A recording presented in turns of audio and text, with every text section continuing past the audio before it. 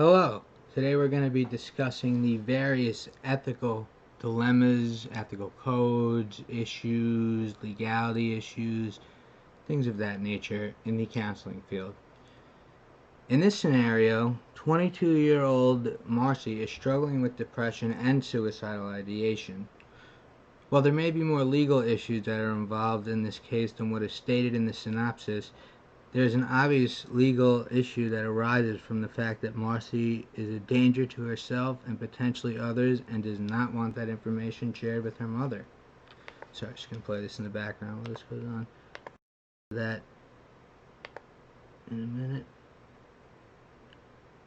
This is an ethical dilemma that should be considered and evaluated and handled in a way that is in alignment with the Aca Code of Ethics as well as the AMHCA Code of Ethics. There isn't a clear-cut answer necessarily. There are many things to consider, such as danger, ethics, legal concerns, among many more. At the same time, however, you wouldn't want to turn away someone who you think you could help if they were in no immediate danger to them or somebody else. So, let's take a look at the American Mental Health Counselors Association Code of Ethics. This ethical code is described in the AMHCA Code of Ethics under 2B. So let's go back over there.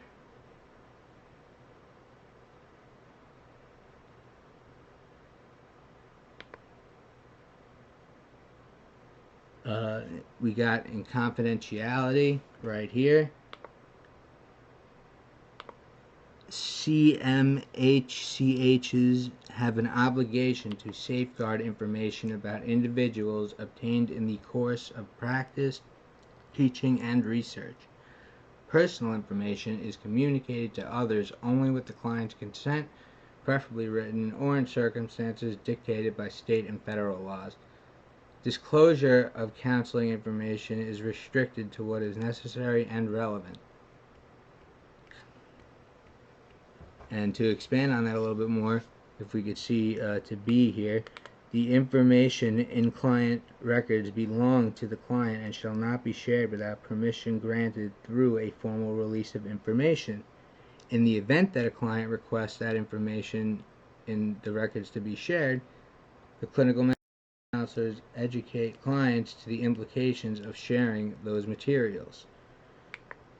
So, as you can see, some people may not know the implications of saying that they're suicidal, and just how far they go into it. They may not know what our legal responsibilities as counselors are. So, it is also described in the ACA Code of Ethics. Let's see, B1D. Let's see right here. Explanation of limitations. At initiation and throughout the counseling process, counselors inform clients of the limitations and confidentiality and seek to identify situations in which confidentiality must be breached. Okay, so this is referring to those times where you, after training, feel that this is a serious threat to either the client or someone close to them or anyone else. If you feel anyone is in danger, it is a legal responsibility to alert the authorities about that. So unfortunately, in that case, the confidentiality between you and your client will have to be broken, probably ruining any therapeutic relationship, but obviously safety comes first. So that's how that goes. Serious and foreseeable legal requirement, Advanced Solutions International, Inc. This ethic code states that confidentiality does not apply in the same way when someone is a harm to themselves or others. In this way, Marcy's counselor is obligated to report this information to a crisis interventionist and also to Marcy's mother. The counselor should seek counsel from other professionals as well to ensure that this is the correct course of action, and then let Marcy know that her information will not be kept private. Okay? So, we have to let the client know that their information will be disclosed, and we, at that point, would have to inform both a crisis interventionist and her mother, both legally and ethically speaking. So, here's where the ethical dilemmas come into play, and where a counselor must begin asking themselves the important questions to judge the severity of the situation. There are several aspects to the situation which demonstrate the ethical dilemma at hand. First and foremost, do we respect Marcy's wishes or disclose this information to her mother? The second ethical dilemma is that we do not know the whole story of the relationship with Marcy and her mother. This could be a completely healthy relationship and one full of support. Or it could be one that is toxic, and the reason Marcy does not want her mother to pry into this situation. Either way, we should believe that more information needs to be obtained in order to make an appropriate call about this scenario. A practitioner's guide to ethical decision making is a good example. The final ethical issue is whether Marcy is also a harm to others and needs to have the gun confiscated. While this is obviously very serious, we need to evaluate ethical and legal codes to ensure it is handled appropriately. Now, unfortunately, you can't really just go around confiscating people's guns. As we know, the Second Amendment right is a very big thing in this country. So, we actually cannot forcefully remove any weapons or firearms. It's up to the authorities to make that decision. With all these scenarios in mind, our final verdict on the three ethical dilemmas are as follows. The relationship between Marcy and her mother needs to be further explored. This is something that may not normally need to be assessed when dealing with someone who is suicidal, but in this case, we need to make sure that telling Marcy's mother is not going to further exacerbate the problem. Secondly, when discussing breach of confidentiality, we came to the conclusion that it is necessary for someone close to Marcy to become aware of the situation, specifically Marcy's mom, as she is in the waiting room and expecting her daughter to return shortly. Finally, the ethical dilemma, as I was saying, regarding the gun is the most ambiguous of the three for several reasons, including especially legality. It does not need to be reported to the authorities, and instead a safety plan is created that includes her friend taking back possession of the gun permanently, aka the ethical considerations in the assessment and management of. So, instead of trying to forcefully take something away from someone who's feeling like this, which would probably only antagonize them further, we should make it so that it's of their own willpower and decision that they want to get rid of this weapon because they realize it's a danger, and maybe one of their close friends could help, and that's just the better way to do it with that, because if you try to just say, hey, oh, you can't have that anymore, that is not going to end well. It's just going to make the client more angry. It's going to make you look like a bad counselor. It's just not the correct way to go about this. So for the decision-making model, implement the ethical decision-making model. This model has 5 foundational pillars on which it rests: autonomy, justice, beneficence, non-maleficence, and fidelity. Ethical decision-making models and 6 steps of ethical decision-making process. These 5 pillars work together to create an environment in which a counselor helps guide the client to a better understanding of herself and encourages her to work through her issues and continue on a road to recovery. And with this, we can use those 5 pillars to formulate a plan and a guide for this young lady to hopefully feel better about her situation. Maybe if there is a problem at home, maybe make her feel better about that. I think those things would go a really long way. And the main reason we chose this decision-making model is that it encompasses our ultimate counseling goal. We help people through difficult or traumatic times in their lives, but we do not want to leave them there dependent on us. We want to get them to a point where they are able to identify these issues and use the tools we give them to work through these and self-correct, all in a way that makes them feel secure, safe, and empowered. So, as I was saying with that, you want to help the client come to their own conclusion. You don't want to force anything. You don't want to impose your will. That's just going to make them angry, and it's going to frustrate everybody and possibly even make the situation worse. These are 7 steps to help ensure that the counselor has thoroughly researched the ethical aspects of the situation, determined the ways it supports or harms the model, and ultimately the client. Using this model with Marcy's case worked well with the choices we made and gave us the means necessary to validate our decisions. It worked as a check and balance system to ensure that we evaluated the dilemma from every angle and felt confident in the final decisions. Decision-making model outline. We worked to utilize this decision-making model in its entirety in an effort to get the most effective results. The following is an outline of how we use this model to think through our final decision. The first step is to identify the problem. We use this step to determine that Marcy is likely struggling with depression and is in a position where she has suicidal ideations and has a means of committing suicide in her possession and or hurting others. While she does not know if she could actually follow through with it, Marcy is in a position where a moment of decision on her part could result in her ending her own life.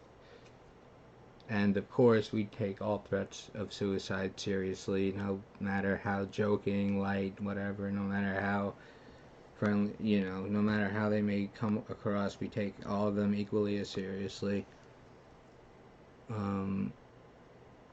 The ethical dilemma in this scenario is whether it is appropriate or ethical to inform Marcy's mother of her situation, even though the client does not want her mother to know. The second step is to apply the Aca Code of Ethics. In this scenario, the Code of Ethics states that if the client is a harm to themselves or others, the confidentiality can be breached. That is certainly the case in this situation, so we are ethically allowed to tell Marcy's mother about the situation if we deem it to be the best course of action, aka the only course of action, as that would be the last result. As in, there's nothing that I personally think that I can do to help this individual as a counselor. The third step is to determine the nature and dimensions of the dilemma. While we have already mentioned a few of these things, such as Marcy not wanting her mom to know the situation, there are other aspects to be considered. We need to make sure that telling Marcy's mother is beneficial, and if we determine that her mother is not the right person to tell, we need to identify someone else to tell who would act as an appropriate surrogate and or support person for Marcy. There's also the aspect of Marcy being in possession of a gun. It is not her gun, and she has considered using it to end her own life, as previously stated. While we are not legally required to report this to the authorities, there needs to be an executed plan to remove this weapon from Marcy's possession to ensure that she is more safe and less likely to make a rash decision. Of course, this is not always possible, as, again, the Second Amendment is a very hot topic issue. Many people will not want to give away their guns or get rid of them. This does not sound like to be one of those cases. She does not sound like that's the reason why she has this firearm. However, it would definitely be to everyone's benefit if we were able to separate her from that if she still has those suicidal ideations. The fourth step is to generate potential courses of action. During this step, we laid out all the possible options. We ultimately made a decision based on the Aca Code of Ethics and what we felt would prove to provide the most beneficial chance to the client and the least overall non-maleficence. The fifth and possibly most difficult step is to consider the consequences of the chosen course of action. In this case, we had to evaluate the potential consequences, both good and bad, of telling Marcy's mother the situation at hand and also developing a safety plan that involves Marcy's friend taking back possession of his gun. We recognized many negative consequences that could result from this decision, including strained relationships, additional harm, Marcy feeling sourced by the experience, soured, or leaving feeling more hopeless. However, there are many positive potential consequences, such as Marcy feeling a better sense of hope, having a long life, gaining better health, improved relationships, and Marcy having a better understanding of herself. There are also many scenarios which fall in the middle of this spectrum based on our chosen choice of action. The sixth step is to evaluate the selected course of action one more time and examine it from every possible angle in an effort to make sure that everything we are doing is legal, ethical, and beneficial. At this point, we would potentially ask a supervisor or trusted peer to weigh in on the situation and offer an outside perspective that can help us ensure that we are making the right choice. The final step is to actually implement the course of action. While paperwork is involved in this step, so is doing our best to appropriately tell the client that we have made and are helping work through the reality of this situation. We have the potential to make this understanding easier or more difficult for the client, and we do it in a way that makes them feel safe and supported and moves them towards better health and help. When working through each of these steps, we need to take time to consider the foundational pillars that we were speaking about earlier of this module as well, of this model. We need to ensure that the approach we take is going to help the client achieve autonomy, that we are being just when making this decision, we are promoting beneficence and not intentionally causing non-maleficence, and finally, we are showing fidelity in all that we do. Actions. After careful consideration and with the best interest of Marcy in mind, we have identified the best course of action is to provide Marcy with support and safety. We find it to be the most necessary to further explore Marcy's actions and her mother's relationship, then decide to make care of the situation. We, unfortunately, do not have a substantial amount of time to discuss Marcy and her mother's relationship, but we think it is essential to understand as much as we can give with the time given. As much as we can understand with the time given. With the severity of the situation, we do not believe it as a viable option to withhold this information from Marcy's mother. We believe it will be most beneficial that someone close to Marcy be made aware of the situation in which Marcy finds herself. The goal in making Marcy's mother is that while Marcy is admitted to the hospital, her mother can assist with any obligations Marcy might have until she is released. We also believe it is important that Marcy feels supported by someone close to her. We also find it in Marcy's best interest to create a safety plan. In this safety plan, we have explained instructions for the removal of the weapon Marcy possesses. These instructions include either Marcy's mother assisting with the removal of the weapon or Marcy's friend who allowed Marcy to borrow the weapon.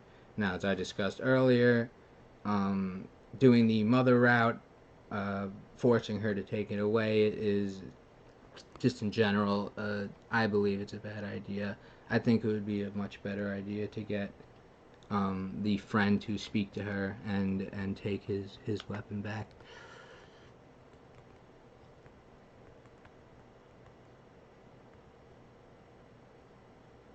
In doing this, we are also demonstrating that we are confident Marcy is able to make decisions independently. We will describe to Marcy that the intended goal of the safety plan, which is to prevent any harm to Marcy as she continues her mental health recovery with full intentions of keeping Marcy safe. Now again, this could come off to Marcy as the, as us being, unprofessional or just mean in general. Like, what are you saying? You can't help me, kind of a thing. But it's important to keep all of these things in mind and remember that it's always safety first. There are a lot of things to consider when making these kinds of decisions. And so that leads me into my summary and reflections, where discussing the ethical dilemma involved continued brainstorming and intuition, best practice procedures, and review of the Aca Code of Ethics. We found it easier for each member to explain their viewpoints and ideas. With this, we were able to determine where each member had a similar or differing position. The most obvious struggle was deciding on the final decision for the best actions to take. The most difficult negotiation was deciding on the best option for handling the potential legal dilemma of Marcy possessing a weapon while having suicidal ideation. One area of discussion was whether to contact the authorities, but we struggled to locate which laws Marcy was violating. We also had to determine if we felt the authorities would be effective in removing the weapon. It was mutually decided that the weapon needed to be removed from the home, and we were able to come to a solid conclusion among the three of us. Ultimately, we agreed that safety was the most important in this situation for Marcy and those around her. All group members maintained open discussion regarding each of the presented ethical dilemmas, and no conflict resolution was needed in making a final decision. And just to finish off, I would just like to play about a minute of this woman here explaining. Today, we're going to examine the different types of boundaries, identify common boundary violations, and discover at least 3 ways to prevent boundary violations. So let's start by talking about the characteristics of professional boundaries. We need to have clearly established limits that allow for safe connections between providers, us, and clients. So these clearly established limits, how much do we share? How much self-disclosure happens? What are our personal and physical boundaries going to be between clients? So this goes to the boundary part again. What line should we cross? In other words, we have to pick a line, either to tell the mother or to tell the police or to not tell anyone. And these are the ways you establish those types of boundaries. The ability to be with the client without becoming the client. The ability to be friendly without being friends. There's a big difference. You can be nice to somebody. You can respect somebody. It doesn't mean you're going to go out for coffee after therapy. Okay, so that's a big thing. Self-disclosure, again, comes hand in hand with this. It may make Marcy feel better, but again, you need to establish the professional boundaries and understand the limits and the responsibilities of your role as a service provider.